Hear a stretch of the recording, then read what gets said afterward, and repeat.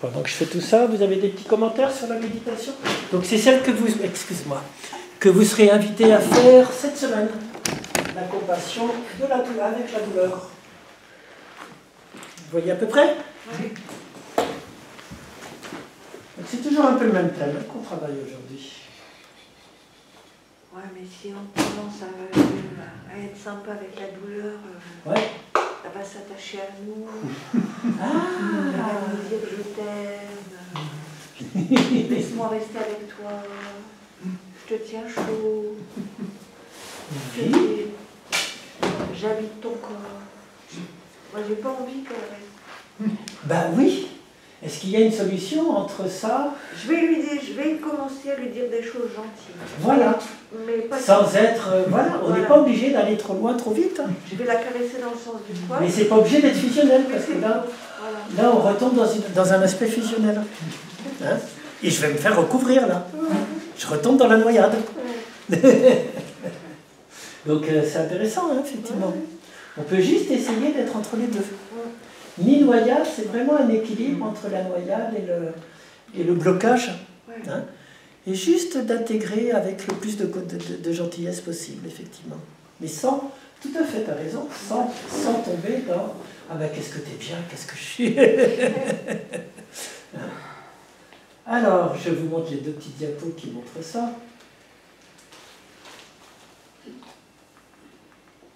Blocage et noyade. Le relâchement musculaire qu'on préconise toujours. S'approcher de sa douleur, c'est ça. Hein, comme la meule de foin ou le gros ballon de gymnastique, hein, qui permet d'adoucir, de prendre appui avec confiance. La pleine conscience et la compassion peuvent transformer notre expérience. On peut apprendre à accepter nos souffrances primaires et à réduire ou surmonter les souffrances secondaires avec une attention bienveillante aux sensations de douleur, en expérimentant le flux de la vie. Et en remarquant dès qu'on résiste ou dès qu'on est submergé, pour éviter le rouge et le bleu hein, qu'on a vu, vraiment. Et là, d'essayer tout ce qu'on a déjà commencé à voir. Les deux remèdes, quand je risque d'être submergé, c'est vraiment d'essayer de prendre un pas en arrière, de se mettre sur la rive pour regarder le fleuve. C'est de se servir de l'observation ouverte et large, avoir une conscience beaucoup plus large. Il y a juste ce qui ne va pas, mais j'essaye d'être sur la rive pour regarder de l'extérieur. Et quand c'est le blocage, ben, revenir un petit peu ponctuellement vers la douleur pour la stabiliser et puis réouvrir après, bien entendu, progressivement. Donc, comme on le disait, hein, c'est juste un jeu d'équilibre entre la noyade et le blocage. Ne pas être dans la lutte, ne pas être non plus à se faire recouvrir, garder sa vigilance, cultiver l'équilibre face aux douleurs. Élargir ma conscience dès que je risque d'être noyé, pour ne pas et me remettre sur la rive, se tourner vers la sensation dès que je sens que je suis en lutte. Au contraire, je vais la qualifier, je vais essayer de comprendre où est-ce qu'elle est, la localiser, etc. Donc c'est vraiment tout cet équilibre entre élargir ma conscience et puis focaliser pour apprendre à dialoguer avec elle. Vous voyez à peu près? Voilà, on en arrive à ce fameux journal. Vous avez pu le remplir, tout le monde? Difficilement. Ouais, pourquoi? C'est quoi la difficulté? Parce que les journées sont longues et chargées. Bah oui. Et que là, c'était plutôt un exemple de quelqu'un qui, je pense, a une activité un peu réduite. Quoi, non, oui, bah ça c'était pendant le Covid. Hein, voilà. Donc on n'avait rien à faire, le Covid. Effectivement, c'est pas... Mais l'idée, c'était simplement de vous montrer comment ça se faisait. Mais après ça, c'est vraiment de... Même si c'est chargé, c'est de travailler par des grands thèmes. Si vous l'avez fait, je vais vous dire, vous avez tous fait un petit peu? Est-ce que vous avez l'impression d'avoir appris quelque chose et quoi? Ben, moi, ce que je disais, c'est que j'ai l'impression, enfin, je pense que ce que j'ai compris, c'est que vraiment l'un des éléments qui était lié au pic de douleur, c'était l'état d'âme, quoi. Ben voilà, c'est déjà énorme hein, de comprendre ça.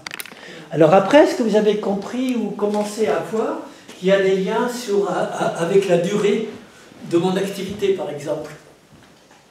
C'est après telle durée que la douleur devient vraiment plus forte. Oui, moi par exemple, quand je travaille, bon, je suis secrétaire, donc je suis assise. Ouais. Des fois, je suis tellement prise par le travail que je travaille 3 heures sans d'affilée comme ça. Après, j'ai mal au dos. Et c'est là que les douleurs reviennent, bien entendu.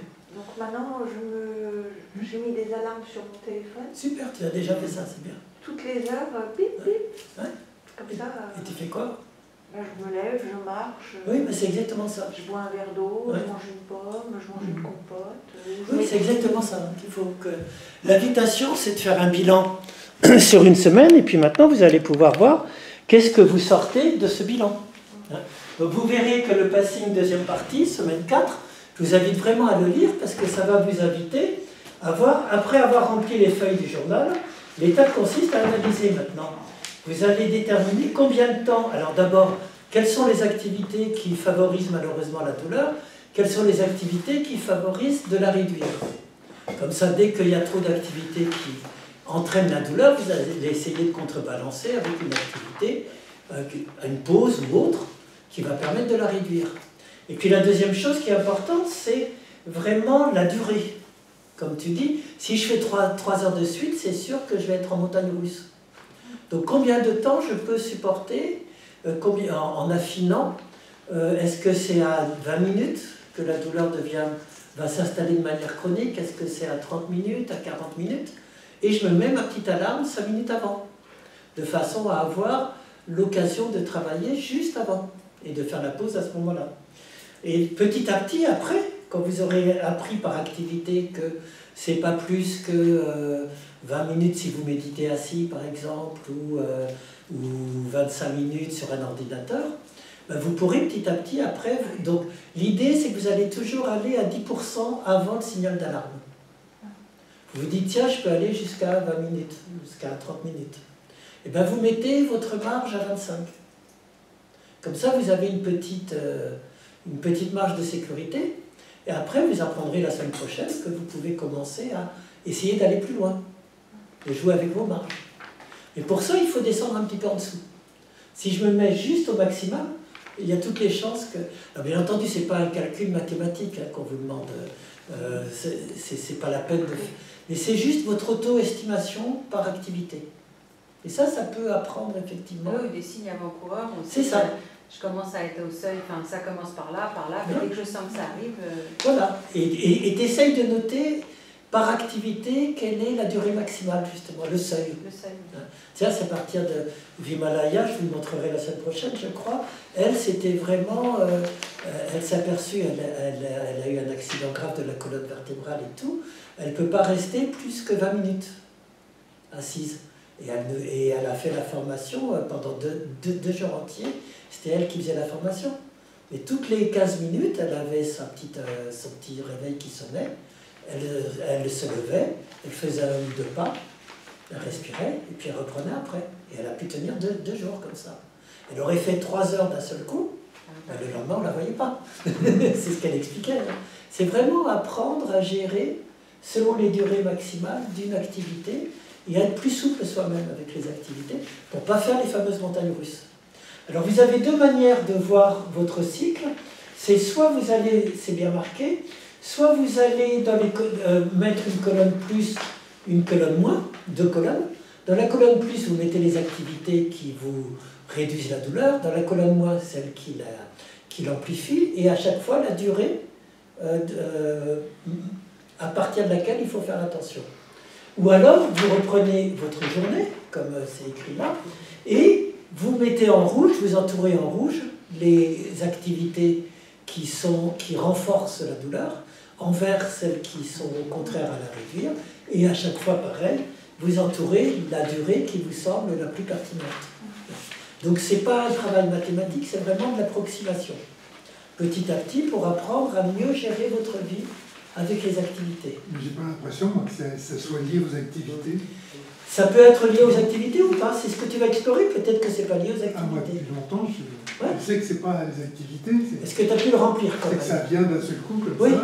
mais ce qui sera intéressant d'explorer... Non, mais c'est la caractéristique de la pathologie. Ça peut venir de définition. N'importe où, je suis en train de c'est que ça vient je suis en train de de façon conduire. inopinée. Je suis en train de... Et le bon, c'est que ça fait la nuit aussi. Donc. Mais c'est peut-être une caractéristique. Oui. Oui, ça dépend de chacun. C'est qu'il n'y a pas de déclencheur. On sait que souvent il peut y avoir le stress ou... Essaye d'explorer ça. Mais peut-être qu'il n'y a rien. J'ai beaucoup de mal Ou l'insomnie, Pardon? la fatigue. Oui, j'ai beaucoup de mal Mais l'idée, c'est à d'explorer. identifier une activité. Non, non, mais c'est favorise. même dans la définition, on n'inclut ça dans la définition de la douleur, de la neurologie pour cette petite. C'est que ça arrive quand elle veut Voilà. et ça part quand elle veut.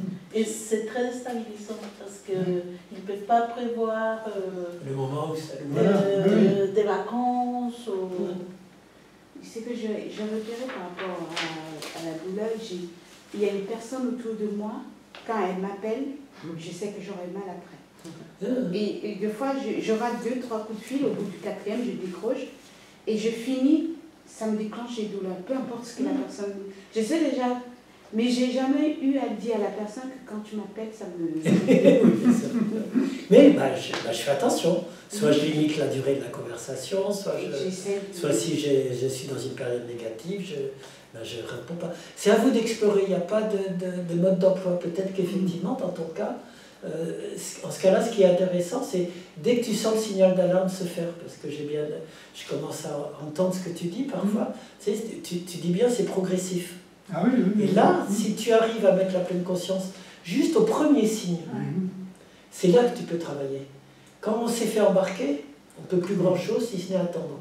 Voilà. Mais dès que tu sens le premier signe, c'est comme une étincelle qui va faire un incendie. Si tu agis sur l'étincelle, à ce moment-là, que tu te dis là, j'arrête. Je fais juste une pause. Je reviens juste à la respiration. Je détends les muscles. Peut-être, il y a toutes les chances en tout cas que ça assouplisse le fameux embrasement ou qu'il soit moins fort. Donc essaye d'explorer ça. Tu vois, c'est à chacun d'explorer. C'est pas moi qui ai la solution pour vous. C'est vraiment d'explorer comment vous avez... Il y a toujours malgré tout une souplesse, même si tu ne sais pas du tout quand ça va arriver. Retrouver cette souplesse de l'étincelle, etc. Tu vois. Et peut-être voir, comme dit Rimena, s'il n'y a pas des situations où tu as mal dormi, c'est plus souvent, ou du stress, je ne sais pas. Donc continuez votre enquête, vous êtes le détective. Et puis commencez à voir quelles sont les marges, quelles sont les durées, quelles sont... Surtout, ce qui va être important, c'est de mettre des périodes de repos ou des périodes d'arrêt. Même si ce n'est que 2 minutes, se lever, aller boire un verre d'eau. Et ça, vous allez voir, c'est vraiment ça qui va éviter les fameuses montagnes russes. Vous voyez à peu près? Oui. Voilà, désolé, je vous ai gardé plus longtemps. Je vous libère vite. Et la semaine prochaine, je vais envoyer un mail, on fait à 4h15, hein, comme ça ne va pas vous faire souffrir et attendre pour rien.